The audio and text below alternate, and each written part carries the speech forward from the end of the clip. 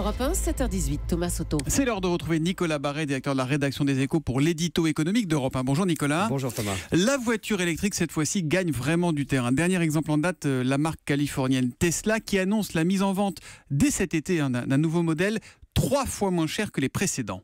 Oui, et vous savez, au-delà de Tesla, qui est pour l'instant beaucoup plus fort dans le marketing que dans la production à l'échelle vraiment industrielle, ce qui est intéressant, c'est que l'électrique devient petit à petit un marché de masse, pour de bon. Le marché mondial des voitures électriques a franchi la barre des 2 millions de voitures, avec la Zoé, la Leaf, Renault Nissan en est le leader, 425 000 voitures en circulation aujourd'hui. Ce qui va changer dans le paysage, eh bien, c'est que les prix sont en train de s'aligner entre l'électrique et les modèles à combustion. Pour l'instant, c'est beaucoup plus cher. Oui, mais d'ici 5 ans, on estime que les prix des deux se seront rejoints, quel que soit le niveau de gamme. Le frein du prix aura bientôt disparu, et ça, c'est une révolution. Alors ça, c'est un frein qui disparaît. Il en reste d'autres, Nicolas. Alors, il y en a deux autres. D'abord, celui de l'autonomie, mais là aussi, on fait des progrès assez considérables, puisqu'on arrive à des autonomies de 350-400 km. Vous me direz, avec ça, on ne fait pas Paris-Nice. Ça, c'est vrai.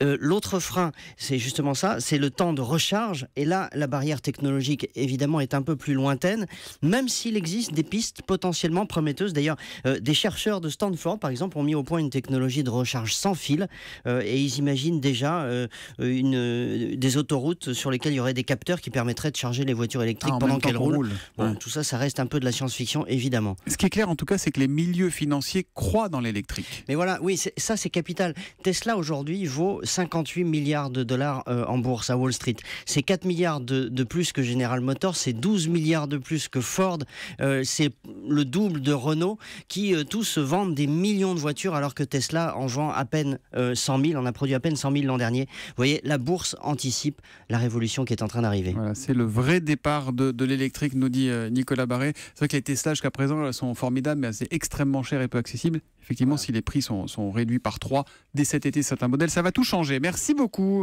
Nicolas.